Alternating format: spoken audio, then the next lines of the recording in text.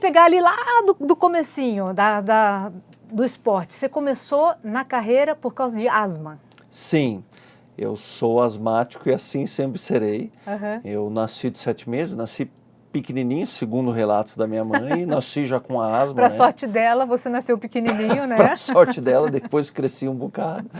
E aí, em função da asma, eu estudava em uma escola sob um regime de bolsa integral e aí eu não podia mais faltar na escola, porque com as faltas eu perderia a bolsa. Uhum. E aí meus pais literalmente cansados, não só cansados de remediar, mas eu venho de uma família humilde, eles não tinham recursos financeiros para pagar bons tratamentos de asma, assim, até porque não tínhamos tão, era aí o aparelho de nebulização, né, Sim. aquele, parecia um motor de carro, que fazia um estrondo, assim, e aí o pediatra indicou a natação, e aí minha mãe me colocou na natação, mas eu aprendi na natação que eu tinha todas as ites que um garoto gaúcho pode ter.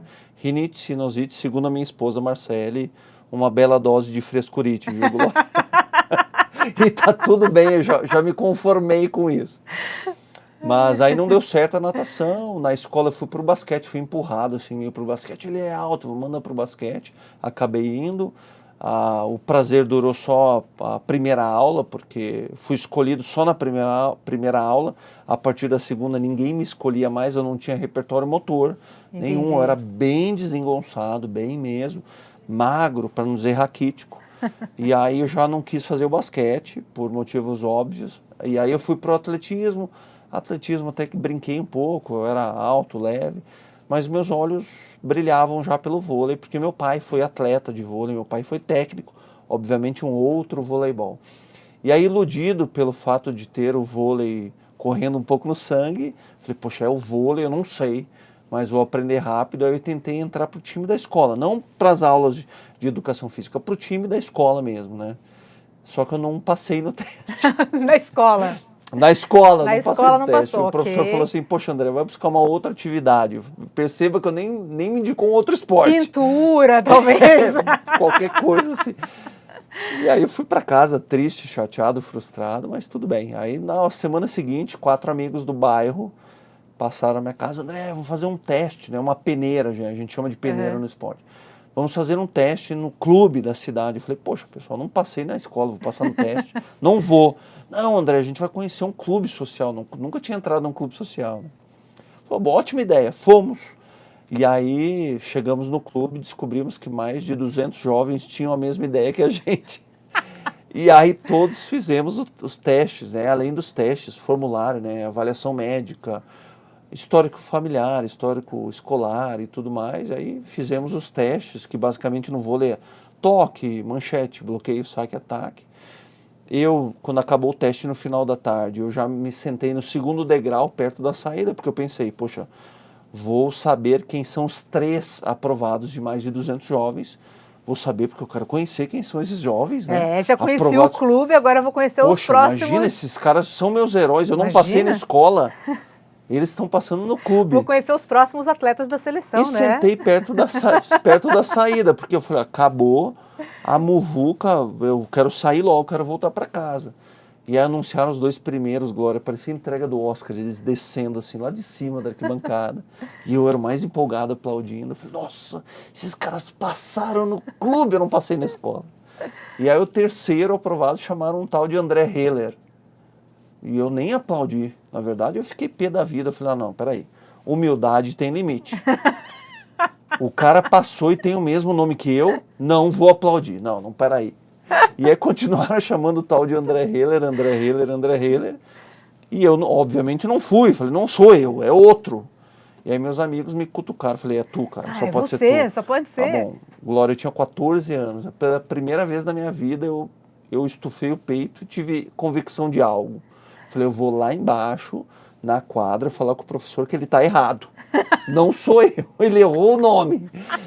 E eu cheguei lá e falei, professor, o senhor chamou o André Heller? Sim, é você? Eu falei, sou eu, mas não sou eu. Mas você não é o garoto... Eu sou um intruso. Você não é o garoto que tem asma? Minha voz até afinou, Glória. Sim, sou eu. Você passou. Eu falei, professor, não é possível, é pegadinha. Tá. Não, espera ali no canto que eu falo com você. E realmente era eu. Que Eles incrível. entenderam que dentro de mim, segundo a explicação deles, tinha um talento para o esporte, um talento para o vôlei.